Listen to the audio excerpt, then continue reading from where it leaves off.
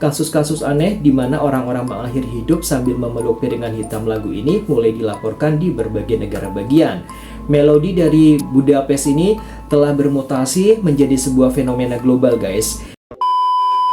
Halo guys, selamat datang kembali di my YouTube channel. Video kali ini kita kembali ke tahun 1930-an ya guys, tentang misteri di balik lagu Gloomy Sunday milik Rezo Serres guys, yang katanya memiliki kisah yang cukup tragis guys. Gimana? Kalian udah siap buat denger cerita ini? Kalau udah siap, langsung aja ke cerita selengkapnya guys.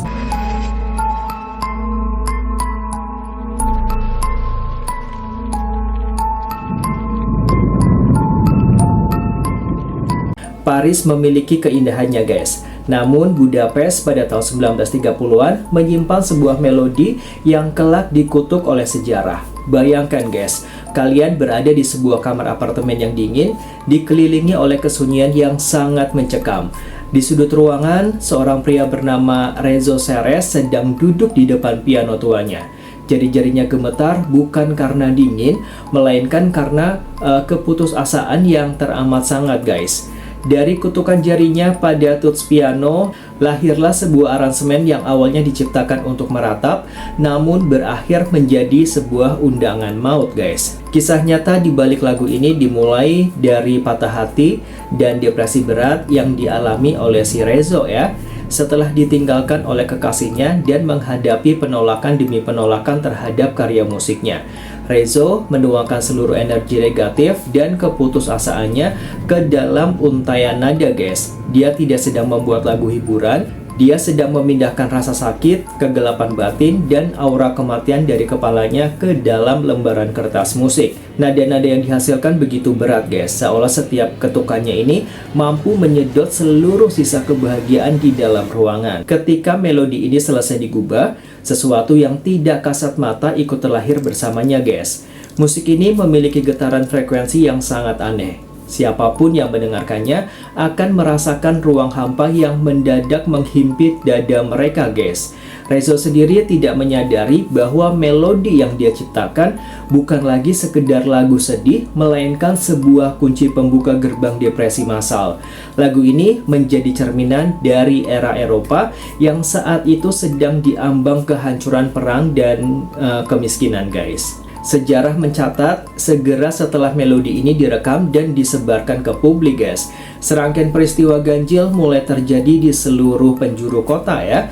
Orang-orang yang tidak saling mengenal tanpa riwayat gangguan jiwa sebelumnya mendadak ditemukan mengakhiri hidup mereka setelah mendengarkan nada-nada gubahan dari si Rezo ini guys. Lagu ini mulai dijuluki sebagai lagu bunuh diri Hungaria ya. Malam ini kita baru saja melangkah ke permukaan dari sebuah tragedi kutukan musik terbesar di dunia. Ketika melodi gubahan Rezo Serres mulai mengudara di stasiun radio dan diputar di kafe-kafe Budapest, getaran melankolia itu berubah menjadi teror nyata guys. Musik itu bukan lagi sekedar pelipur lara ya, melainkan sebuah dorongan tak kasat mata yang menuntut nyawa guys. Sejarah mencatat tidak butuh waktu lama bagi lagu ini untuk memakan korban pertamanya guys. Seorang pemuda di Budapest ditemukan tewas di dalam rumahnya dengan cara yang sangat tenang, seolah dia baru saja tertidur setelah mendengarkan sebuah pengantar maut guys. Di samping tubuh pemuda tersebut, pihak kepolisian menemukan selembar surat wasiat. Di dalam dunia investigasi mistis guys, surat ini menjadi bukti pertama adanya anomali psikologis ya. Korban tidak menuliskan keluhan tentang masalah finansial atau konflik keluarga. Surat itu hanya berisi pesan singkat bahwa ada sebuah melodi yang terus berputar di kepalanya. Sebuah nada yang begitu indah namun sangat menyiksa, hingga dia tidak sanggup lagi untuk menahan beban untuk terus hidup di dunia ini guys. Awalnya pihak berwenang menganggap kematian ini sebagai kasus depresi biasa ya. Namun kepanikan mulai menjalar ketika dalam minggu yang sama, kasus serupa terjadi di sudut kota yang berbeda. Seorang wanita parubaya ditemukan tidak bernyawa di apartemennya guys. Polisi menemukan fakta mengerikan yang sama. Di atas meja riasnya, lembaran kertas musik gubahan Rezo tergelar terbuka ya. Pola ini mulai berulang secara acak ya, menciptakan benang merah mistis yang mengarah pada satu kesimpulan, lagu itu memiliki daya pikat maut guys. Bagaimana mungkin seuntai nada bisa memiliki kekuatan sedahsyat itu? Apakah Rezo Seres tanpa sengaja telah memasukkan mantra kuno ke dalam aransemennya, ataukah melodi tersebut beresonansi dengan bagian paling gelap dari alam bawah sadar manusia? Kasus-kasus awal ini barulah sebuah permulaan, guys. Kutukan ini segera menyeberang sungai Danube, menyebar ke seluruh penjuru Eropa, dan memicu fenomena yang belum pernah terjadi sebelumnya dalam sejarah modern. Oke guys, selanjutnya kita akan membahas tentang sebuah teror yang terjadi di atas panggung kafe. Tapi sebelum aku lanjut ceritanya, jangan lupa dukung terus channel ini ya guys, agar lebih berkembang dengan cara like, komen, dan subscribe, biar bisa terus semangat ya untuk menghadirkan kisah sejarah dan misteri dunia lainnya. Memasuki pertengahan tahun 1930-an guys, lagu gubahan Rezo Seres ini bukan lagi sekedar rumor di jalanan sepi ya. Melodi ini telah bertransisi menjadi sebuah fenomena urban yang sangat mengerikan, menyusup ke dalam jantung kehidupan malam Eropa, kafe-kafe, dan aula dansa ya.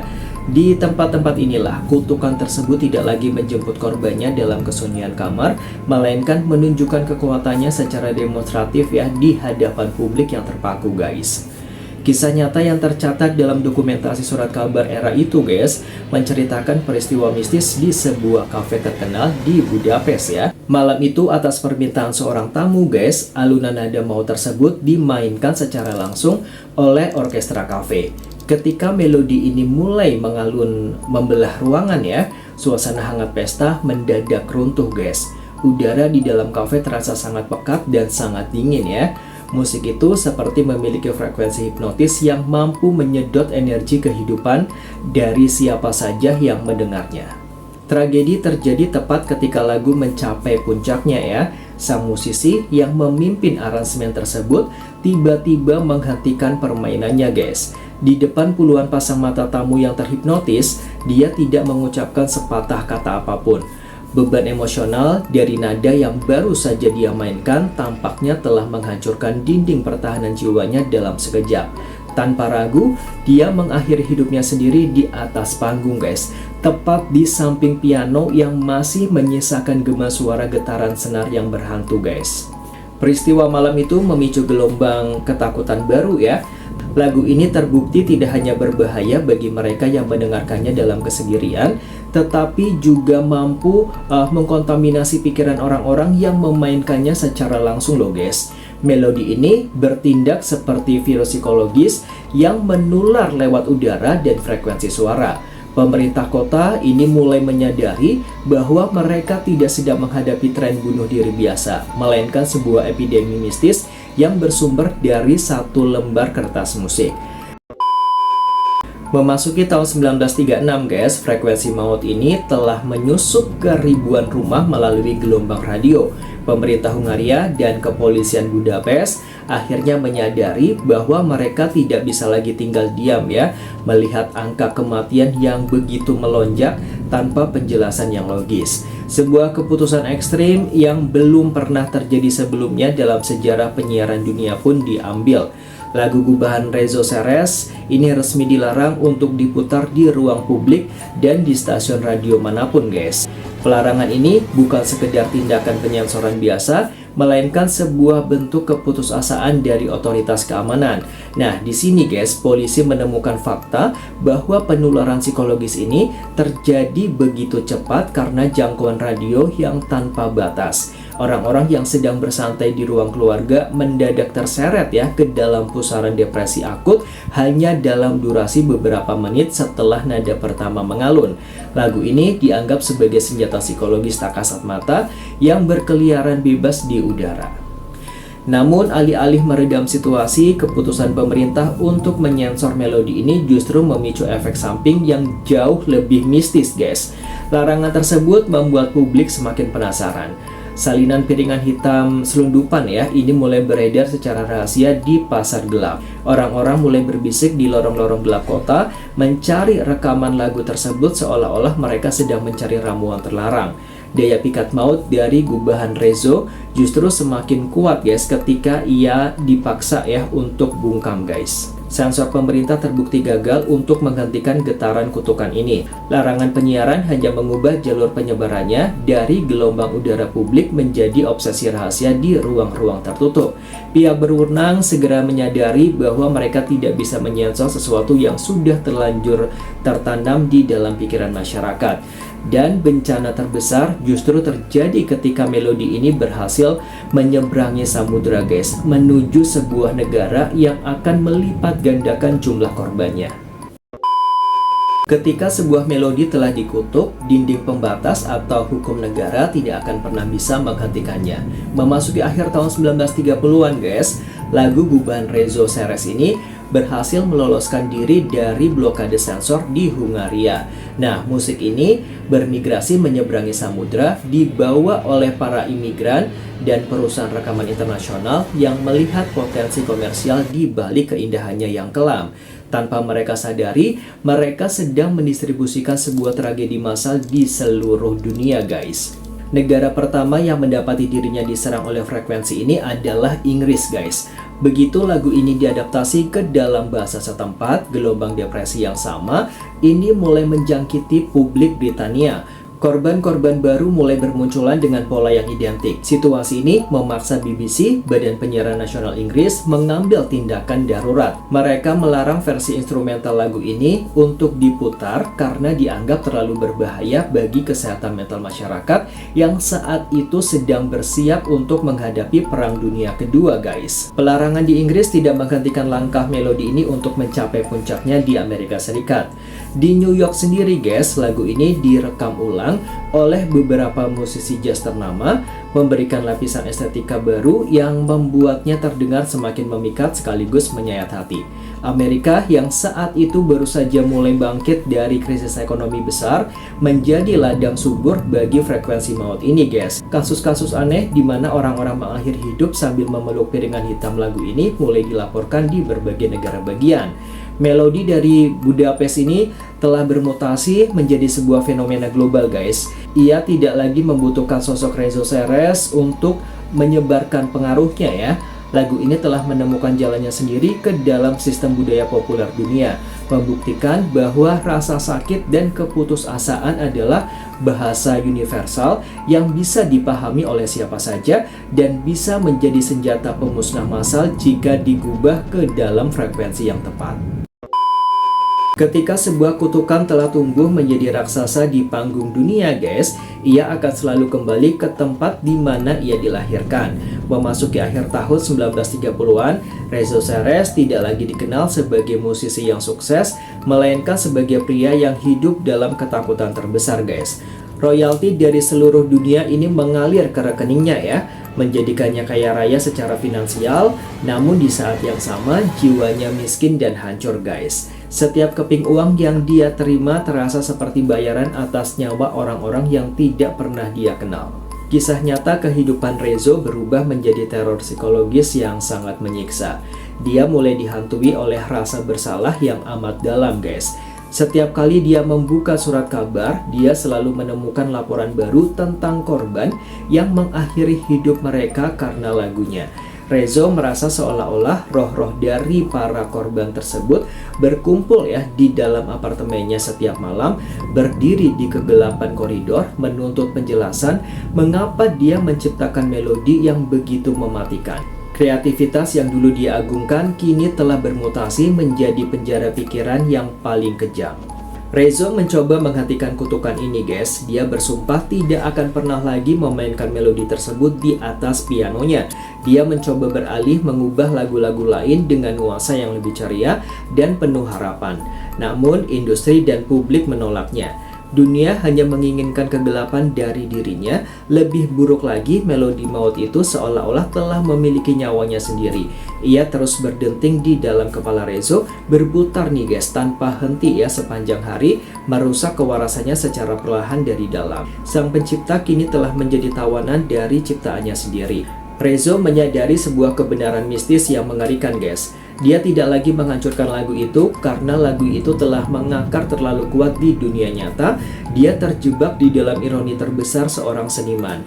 Abadi karena sebuah karya yang justru paling ingin dia musnahkan dari muka bumi. Dan bayang-bayang kematian itu kini mulai mengarahkan pandangannya pada satu korban terakhir yang tersisa guys, yaitu diri Rezo sendiri.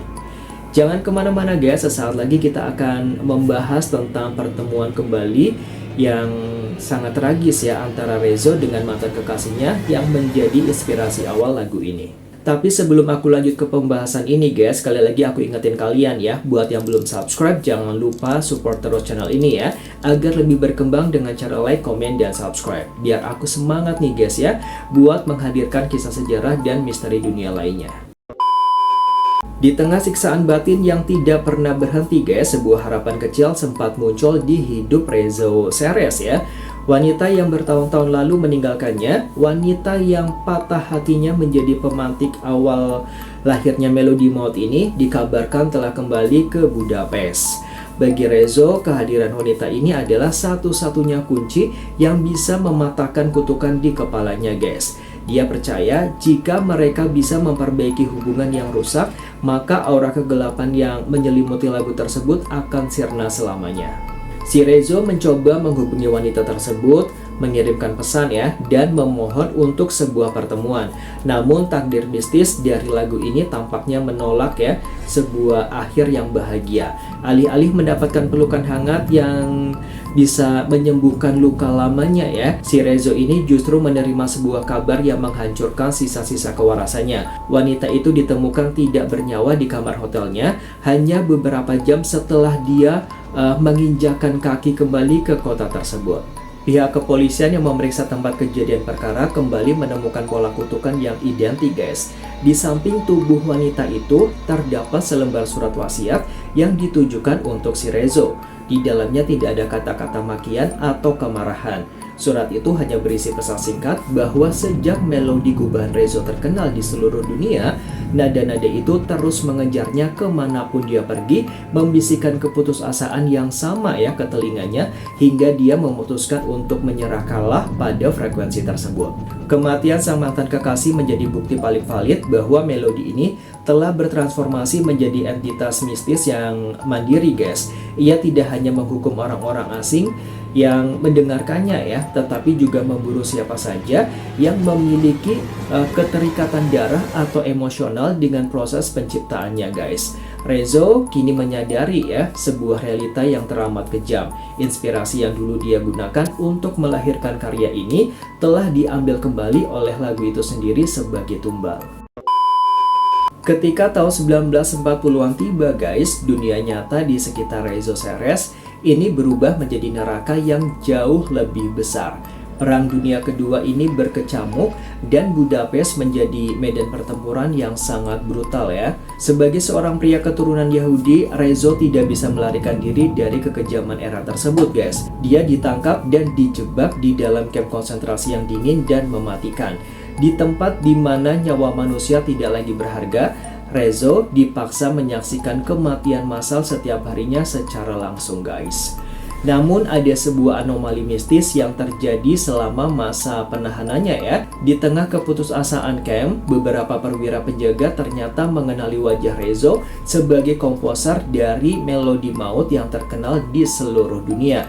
Bukannya menghukumnya guys, mereka justru membiarkan si Rezo tetap hidup hanya untuk memuaskan rasa penasaran mereka terhadap sang maestro kegelapan. Melodi yang telah merenggut nyawa begitu banyak orang di dunia luar secara ironis menjadi satu-satunya alasan mengapa si Rezo berhasil bertahan hidup di dalam camp maut tersebut guys. Bagi si Rezo, penyelamatan ini bukanlah sebuah berkah, melainkan bentuk hukuman psikologis lain yang lebih kejam guys. Dia merasa lagu ciptaannya sengaja menjaganya tetap hidup agar dia bisa terus menyaksikan penderitaan umat manusia. Di saat jutaan orang tidak bersalah tewas di sekelilingnya, dia dibiarkan bertahan hanya karena sebuah aransemen musik yang dia sesali. Setiap detak jantungnya di dalam camp terasa seperti sebuah ironi yang menyiksa jiwanya secara perlahan dari dalam guys. Ketika perang akhirnya selesai dan pintu camp dibuka, Rezo kembali ke Budapest sebagai manusia yang telah kehilangan segalanya. Kotanya telah hancur, teman-temannya telah tiada, dan masa lalunya telah terkikis habis guys. Namun saat dia melangkah kembali ke sisa-sisa apartemen tuanya, dia menyadari satu hal yang tidak pernah pergi meninggalkannya. Gema melodi maut itu masih setia menunggunya di sudut ruangan yang sepi guys. Tahun-tahun berlalu dan dunia perlahan mulai melupakan kengerian Perang Dunia. Namun bagi Rezo Serres, waktu seolah-olah telah berhenti sejak malam ia mengubah melodi maut tersebut. Memasuki usia senja di tahun 1960-an guys, si Rezo ini hidup dalam isolasi total dari dunia luar. Dia menjadi sosok yang asing di kotanya sendiri. Lagu gubahannya ini masih terus diputar di berbagai belahan dunia, namun sang pencipta justru tenggelam dalam kemiskinan yang ekstrim dan kesepian yang sangat mencekam. Kisah nyata dari akhir hidup Rezo adalah sebuah tragedi psikologis yang mendalam ya. Kebangkrutan spiritual yang dialaminya telah mencapai titik nadir. Dia tidak lagi produktif menciptakan musik. Setiap kali dia mencoba menyentuh piano guys, telinganya seolah-olah kembali mendengar jeritan dan bisikan dari jiwa-jiwa yang telah tiada akibat lagunya. Pihak berwenang dan tetangga sekitar ini mencatat ya bahwa si Rezo sering terlihat menatap kosong keluar jendela selama berjam-jam seperti sedang menunggu giliran untuk dijemput oleh takdirnya sendiri. Daya pikat maut dari gubahan masa mudanya kini tidak lagi berkeliaran di luar sana guys. Ia telah sepenuhnya mengepung apartemen Rezo. Di dalam kesunyian malam, si Rezo menyadari bahwa seluruh usahanya untuk melarikan diri, bertahan hidup di kamp konsentrasi, dan mengunci pianonya tidak pernah benar-benar membebaskan dirinya dari kutukan tersebut. Melodi itu telah menjadi bagian dari detak jantungnya yang melemah, menuntut sebuah penyelesaian yang mutlak dari sang pencipta yang telah terlanjur menggadaikan kedamaian hidupnya demi seuntai nada. Semua korban telah menyerah dan kini sang melodi telah mengunci target terakhirnya. Rezo berdiri di tepi batas akhir hidupnya, menyadari guys bahwa satu-satunya cara untuk menghentikan kutukan di dalam kepalanya adalah dengan menyatu sepenuhnya bersama melodi tersebut. Kita masuk ke segmen terakhir guys, di mana segmen terakhir ini kita akan masuk pada momen keputusan terakhir si Rezo ya di tahun 1968 dan sebuah kesimpulan reflektif tentang kekuatan sebuah karya seni. Januari 1968, pelataran apartemen di Budapest menjadi saksi bisu runtuhnya dinding pertahanan terakhir dari kutukan ini guys. Di usianya yang ke-68 tahun, si Rezo Serres ini mengambil keputusan radikal. Dia melompat dari balkon apartemennya, mencoba menyelesaikan penderitaan batinnya di atas kerasnya beton jalanan. Namun takdir mistis seolah menolak melepaskannya begitu aja guys. Rezo selamat dari kejadian tersebut dan dilarikan ke rumah sakit dalam kondisi cedera parah. Di dalam kamar rumah sakit yang dingin guys, takdir akhir telah digariskan. Lagu gubahannya tidak membiarkan sang pencipta mati dengan cara yang biasa. Dalam kesendirian malam, ketika para perawat lengah, si Rezo ini menggunakan kabel kaku yang dia temukan di sekitar ranjangnya untuk mengakhiri hidupnya sendiri. Sang maestro kegelapan akhirnya tewas oleh tangannya sendiri, menjadi korban resmi terakhir yang menutup daftar panjang kematian akibat melodi maut dari Budapest. Kisah nyata di balik kematian Rezo Serres meninggalkan sebuah monumen peringatan yang kelam ya bagi dunia seni.